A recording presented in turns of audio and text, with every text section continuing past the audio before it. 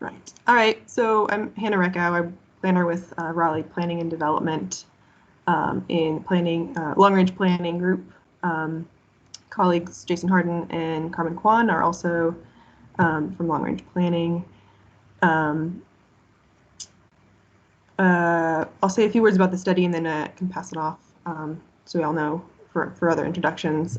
So the Wakefield Small Area Study is a planning study focused on kind of the most northern part of Raleigh, so portion of Falls of Neuse Road between Falls, Neuse River to the south and Capitol Boulevard to the northeast. And so this is a study that will look at a variety of topics: transportation, land use, urban design, greenways, parks, and will issue area-specific guidance for the city on the development in the future. And another possible outcome is also identifying capital projects that would implement the recommendations. And so we're really early on kind of doing in a fact-finding phase, focus on understanding the issues, opportunities in the area. We will be talking with the public, engaging the public more broadly, but we're reaching out now to stakeholders, both that are specific to the area and also groups like Oaks and Spokes as well, just to understand your perspectives and to gather information as we start. So I'll leave that there. Happy to answer any other questions you have about the study more broadly right now or at any point. But I can maybe you can introduce yourselves and the organization you're with. We'll go from there. Mary, why don't you go first? Sure, yeah. My name is Mary Sell. I work to help staff up a local biking advocacy organization called Oaks and Spokes. So we're really interested in transportation, and of course that overlaps with land use. So thank you for including us. We're really happy to be here. Thank you. All right, Brad. Brad Hester with Creative Schools. I oversee 8 different locations,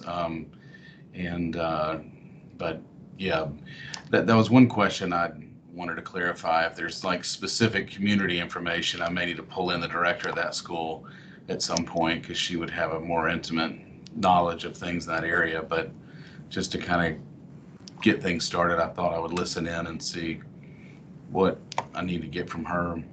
Yeah, Okay. for sure. And that that's great. If follow-up conversations need to happen, we can certainly make that happen. Appreciate your time. Awesome. Well, I guess I'm last on the list of introductions. So Amanda Morell, I'm a landscape architect and urban designer with a company called Stantec. We are the lead consultant for the small area study. And we're doing a series of focus group meetings over this week and some into next week as well. To really sort of listen and get to know the community a little bit better from you all and your perspective, as Hannah mentioned. I'm going to turn my video off because I'm going to screen share our digital workspace that's called Mural. I don't know if any of you all through the pandemic have used this website, but it has been our saving grace, frankly, for some of these meetings. So let me turn my video off. I'm going to screen share and show you the mural. And the mural is just a space where I'm going to be recording, the thoughts and ideas that you share today. It's basically a giant whiteboard, right? Or I like to think of it as a giant kitchen table that we're all sitting around having this conversation since we can't be together.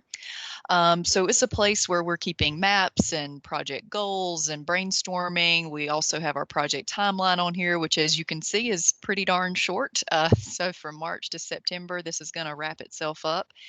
And you can kind of see some of the other folks we're talking with. We just finished up a great conversation with public safety, police, fire, EMS. We'll be talking to other civic groups and, certainly talking about open space and park and recreation. But the schools and groups like yours, Mary, are so important to the conversation. We actually talked to Principal Bazell yesterday from Wakefield High School. So he brought a lot of great information. And frankly, I'm going to just add to his little area during our call today because I think it all will probably tie together. And we've got maps on here because if there are, issues in and around your facilities or places that you're visiting on bike or foot or by car, we want to know about them. We want to help, understand any issues that are going on related to bike ped safety, Mary. So I think, your insight is going to be tremendously valuable, frankly, for our team.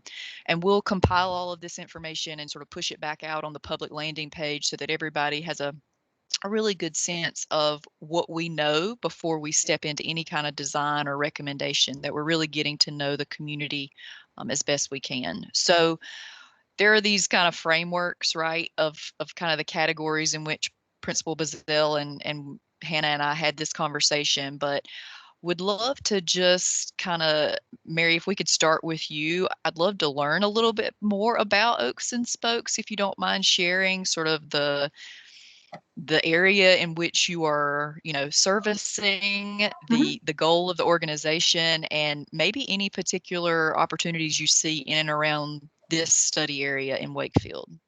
Yeah, absolutely. So I didn't realize the specific area we'd be talking about prior, so I'm going to pull this up on the map so I can make sure to provide as useful information as possible. But yeah, Oaks and Spokes is a local advocacy organization that's focused on kind of helping our transportation network to be as safe and people-oriented as possible, and allowing people to have the option of driving a car versus the necessity for, a lot of things in Raleigh you can only get to safely by car. So I see here, it is really great that the Greenway is very close to some of these facilities, because a lot of the road network up there, unfortunately, is very, a lot of times it's a lot wider roads and it's harder to navigate safely. So I think, from our perspective, anything we can be doing to really, and, my past, for almost 6 years was on the Bicycle and Pedestrian Commission. So we integrated a little bit with some of this stuff. You'd be amazed at how, the greenways are kind of in their bucket and the roads are in their bucket. But also I think the role of our organization is to help break down silos, because of just the approach that's taken to date. And of course, a person doesn't, we don't want them to experience that silo when they're out trying to navigate the space. And as it relates to schools, trying to ensure that there are safe routes for kids to get there, and decreasing, I guess, that need to have to drive for safety, especially in the context of a high school where those kids can independently sometimes get there and either take a car, but maybe take a bike or walk. So yeah, I mean, that's the kind of role of where we are in our community. And we work a lot, within all of Raleigh, but really all of Wake County, in the sense that we have lots of members that fall outside the municipality, but organically, a lot of our work is done in the city center because that is the most bikeable by design. I gotcha. So is specific outreach happening like at Wakefield High, Middle, Elementary, and maybe even Brad School? Yeah, I'd be also curious, have you guys started to talk at all with Jennifer Delport, because she does the Safe Routes to School work for Wake County, and she could be a really good contact for you guys to be in touch with as well. I started my position this January, so we're still like scaling up like what I even interact with, but certainly in the context of small area plans like this, would love to contribute toward thinking through how we're building out the transportation network.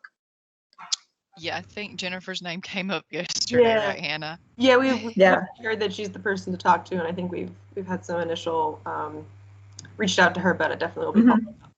Yeah, she'd be really good, and she's been in that position for like 5 years, so has a lot of good institutional knowledge. Great. Perfect. So describe your outreach, Mary. Are you doing like bicycle safety workshops? Tell me some of the programs you all have. Yeah, certainly bicycle safety is a component. I think we've done a lot of like more like promotion, and a lot of social rides is really the basis of how Oaks and Spokes started. And now that I'm a staff member here, we'll be adding policy to that. In my back work, I was in transportation previous to this with the Regional Council of Government. So I have like kind of that bird's eye view from working with TJ Cock. But I think that Oaks and Spokes to date, a lot of our work has been like celebrating bike culture, but now we'll be looking to enhance that with more policy level conversations as well. And I should also add that we work with the city on, for instance, we just applied to 2 different grants with the city where we'd be doing like tactical project installations, where we, in 2019, we did like a pop-up bike lane that has led to the first on-road separate bike lanes on Harrington and West Street. So like tactical projects that lead to long-term change. And we also have other ones that we're doing just like traffic calming measures that are currently grants that we're submitting for. So we do that work in that space as well. Oh, that's fantastic. I know whose name to write next to the implementation task on the first tactical All day project. long. Put us over Mary there. Sell. I love it. Okay, great. All right. Is, something we talked to Principal Bazell about was, are kids walking and biking to school, in Wakefield, proper. And, he really felt like 15 to 20% of his student population was walking or Okay. biking from some of these Yeah. apartment, units from some of the single family residential that's across the street. So would that Right. be your perception as well?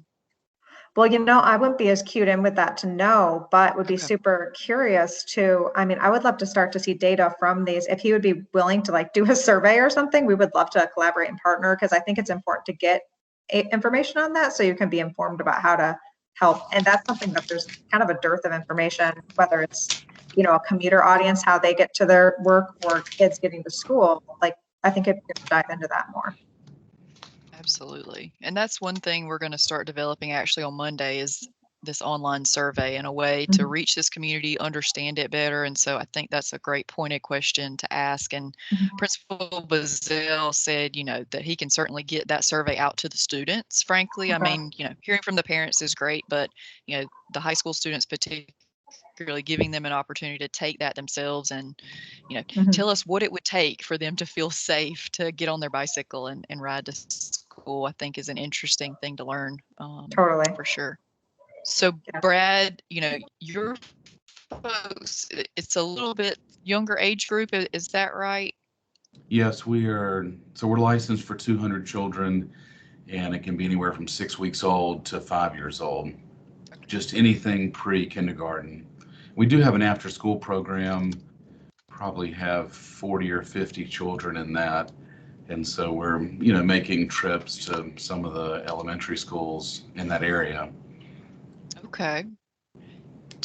Describe your after-school program? Are y'all staying on site? And I've got y'all notated right here within the study area. I think that's you. Yeah, everything's. Are y'all staying on campus? Yes, everything is on site. Yes. And what is that after-school program? Is it play, learning? Just a mixture. I mean, the different schools have their different requirements, and we try to facilitate those as best we can. But yeah, it's a mixture of things. Okay. All right. We heard yesterday, Brad, and this may be a director question, but we certainly heard from Principal Bazell that there is backup that is happening during drop off and pick up on Wakefield Pines Drive. Are y'all feeling the pain of some of that? I've not heard of that as an issue. I'd have to check with the director. Okay. Yeah, I would imagine it can get really bad on that end of the street. I guess because you can come in from 2 different directions to access the school, that probably alleviates that. Well, actually 3. So yeah, we've never really had an issue with that. And we don't, we're not all staged at once like a traditional school would be. We, outside of our current COVID hours, we open at 6:30 and we still have parents dropping off until say, 9:30, 10 o'clock. So it can really be spread out.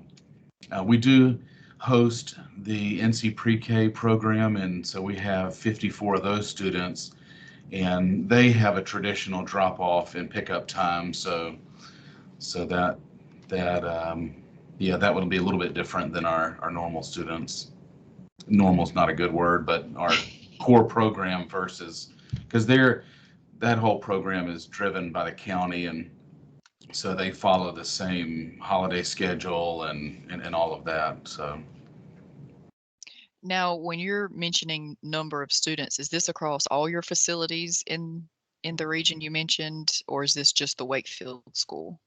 Just Wakefield, yeah. Okay. Wakefield is our biggest school. It has 16 rooms. Most of our others only have 8, so it's Okay.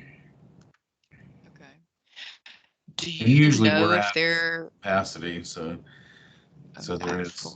quite a few trips there. And Gotcha. Is there any level of bike awareness, fun little programs, maybe particularly for the 5-year-olds, little workshops or anything, or is that an opportunity for the future? yeah, I don't know of anything currently, but we would certainly be open to doing that. I mean, we have bike parades and different one-off events, but maybe not focused specifically on, alternative transportation and trying to educate them in that regard. So, but yeah, we'd love to do stuff like that. Okay, great. Another point for you, Mary. I Another guess because of the opportunity. age of the children, we don't typically have a lot pick up and drop offs by bike, but legally, I don't know how you can do an infant, but yeah, but a couple of schools do. I mean, a lot of these that are close to a neighborhood, it's a lot of fun to see the parents come rolling up and on their bikes Yeah. and their buggies, and so, but yeah, it's definitely not a common practice. Right, right, absolutely.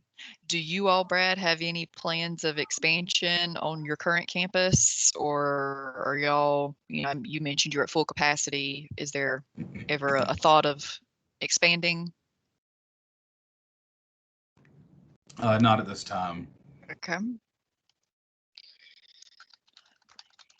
expansion? Okay, good. All right. We had been approached by the adjacent landowner at one point and considered expanding our after-school program, but I understand that, the YMCA has a great program, and so just a lot of options in that area, so we just decided to pass. I gotcha. Okay. All right. So I'm guessing, Brad, that you wouldn't have any other sort of like major concerns, certainly if Wakefield Pines is not on your radar, and your kids aren't leaving the campus to cross the street in any way. So major concerns related to bike ped safety is probably limited on your side of things. Mary, are you aware of any other sort of, I'm going to move up here to a crash map that Mhm. that gives us a little bit of a sense of, where bicycle crashes are happening. You see there's certainly a couple on Falls of Neuse. Mhm. Pedestrian crashes are kind of scattered throughout the study area. Mhm. And then, unfortunately, there are a few fatalities that are showing up related to vehicular crashes. So, if there are other hot spots that are clearly not being called out, and just anecdotally you've heard either parents, Brad, mention or you, Mary, just from local knowledge and biking know of, we'd love to highlight those on the map. And this is in the last 5-year time scale. And these are all crashes that were as a result of somebody biking or walking, or do you know?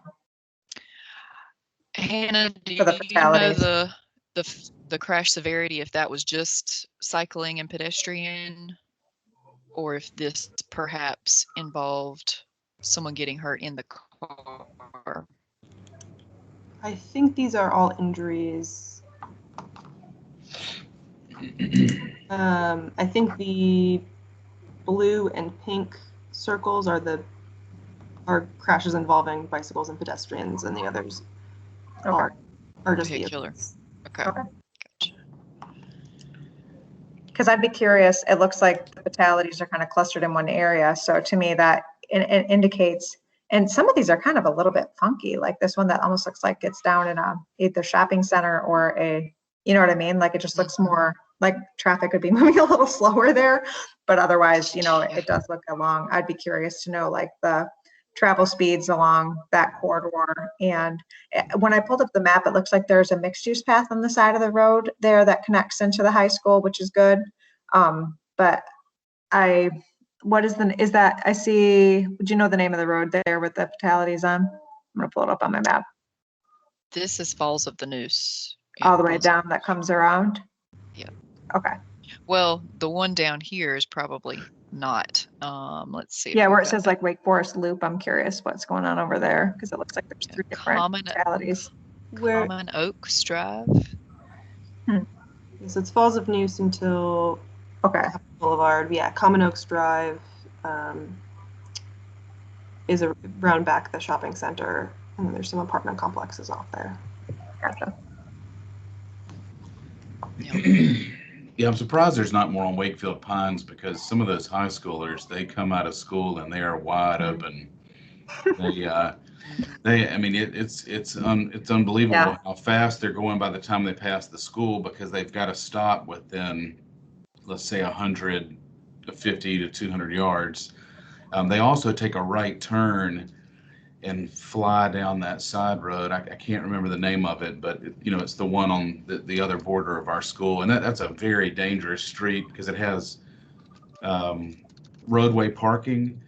So you don't really see anything that's happening. I guess thankfully the older children know not to pop out between two cars, but that's definitely something we see on a daily basis because there's a good number of kids that walk past the school going to, I guess, Sheetz and McDonald's and that whole area. So there's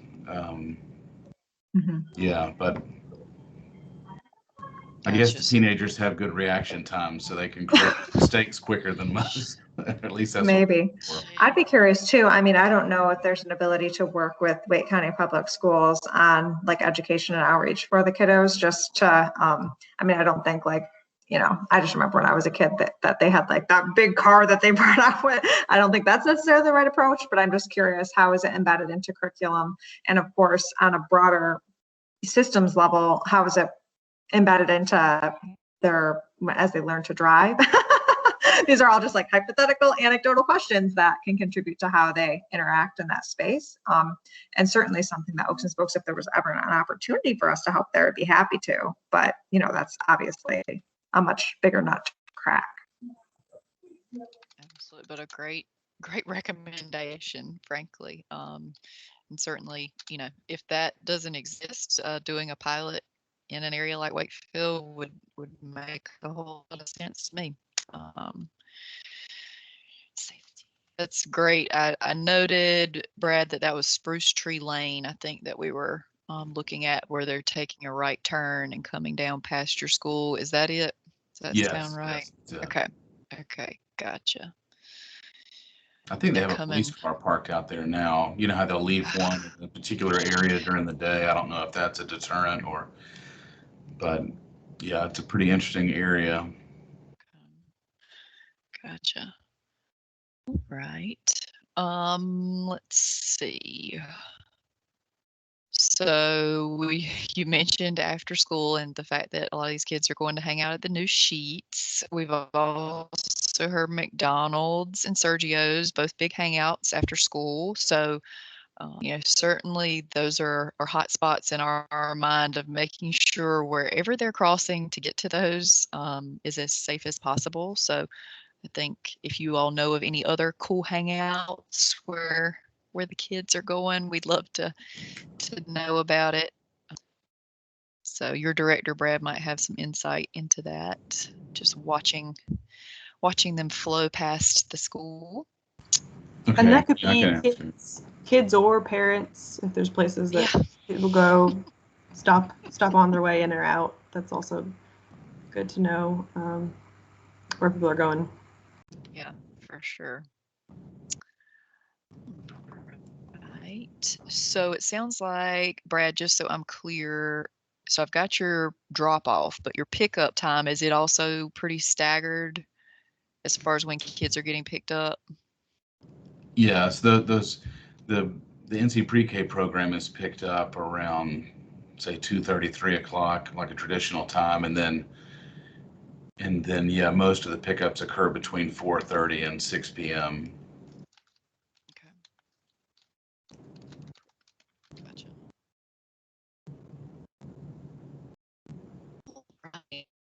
All right. how would you describe the population, and maybe this is a director question, but you might know, sort of the makeup of the kids that are in your school? Do you have any Spanish speaking students Yeah, coming from that maybe NC Spanish pre-K. speaking homes? I'm sorry. Go ahead. No, that NC pre-K program, it has a large percentage of Spanish-speaking children or families, but it can differ year to year, I guess, depending on which area has the most demand. But that was one thing I made a note of. I can input all of our students in both programs into Google Maps and, send that file to somebody. It's always interesting to see where are those 200 families coming from in that area. Oh yeah, that'd be great. So you can send that along to Hannah and she'll forward it to me. Okay. Are there any other sort of map components, Mary, that you could provide as far as you know, any areas that you all have identified, and maybe that's the Wake County contact that maybe need a tactical intervention or a demonstration project in this area?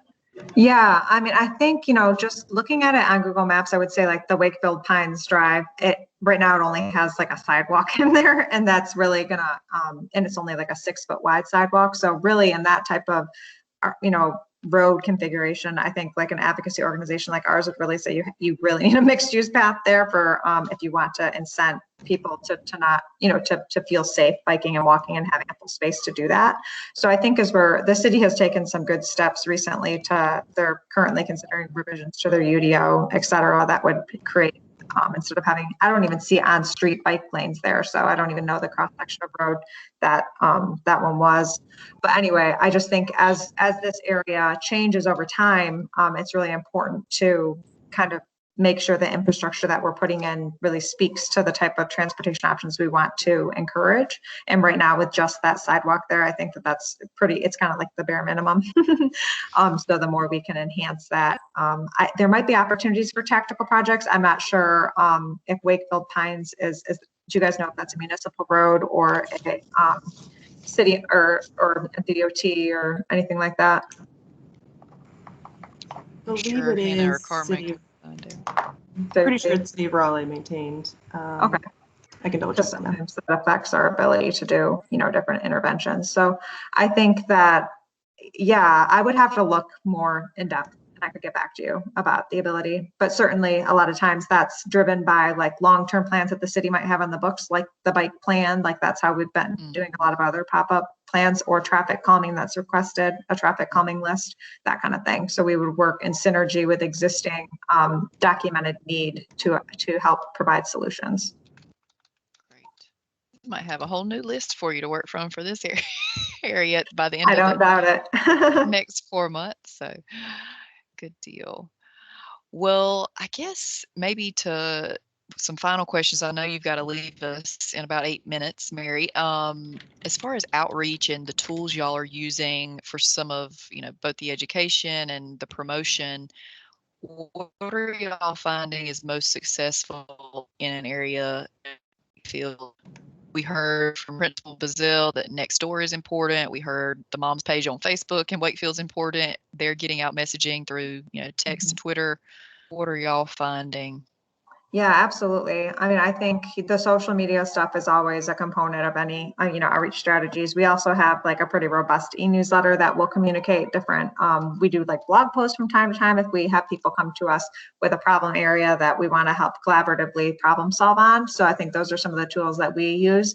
But for reaching out into the community, we typically, our social media channels are something. And next door, you're right. I mean, like, especially with those moms, like for safety, perceived or real safety issues for the kids getting to school. I think that, and also if there's like a neighborhood listserv, sometimes there's those things like offline that aren't as visible, but if you talk to the community, you might find that there's like an email group, and then anything that's sent out through the school too would be a really effective way to reach out to folks.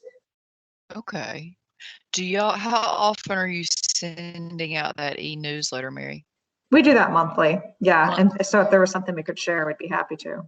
Yeah, that'd be awesome. Mhm. I was going to say that maybe you and Hannah can coordinate on the deadline dates for those, and if we have some things to share, we can push it to you. Definitely. Brad, how are y'all communicating with your parents? It's an internal tool we use, and Okay. it's called Tadpoles, but yeah, it's all internal. I gotcha. But is it the same kind of thing? Like if we had a survey that you could help us push that out so we could get your parents' feedback? Oh yeah, absolutely. Great. Right. Awesome. Well, anything else in particular about this area, just either from local knowledge or anything like that you feel like you want to share before we close? I can't think of anything. Okay. Very good. Well, this has been, I'm going to stop sharing and turn my video back on so I can say thank y'all for taking time out of your busy lives to share this with us. Every little tidbit of information is useful and helpful to get our team sort of caught up to the local knowledge and understand what this community might need moving forward. So continue to stay plugged in. Hannah will certainly send you probably a summary of all the different groups and what we heard from everybody so that y'all can have a sense of what other people were saying in these conversations. And if anything else comes up that you think of, just shoot Hannah an email and she'll send it along to us and we'll incorporate it. But thank y'all so much. Thank you. And I have to say, Amanda, that kitchen is gorgeous. Wherever you are, if that's your home or whatever, love it. Thank you. It is my home.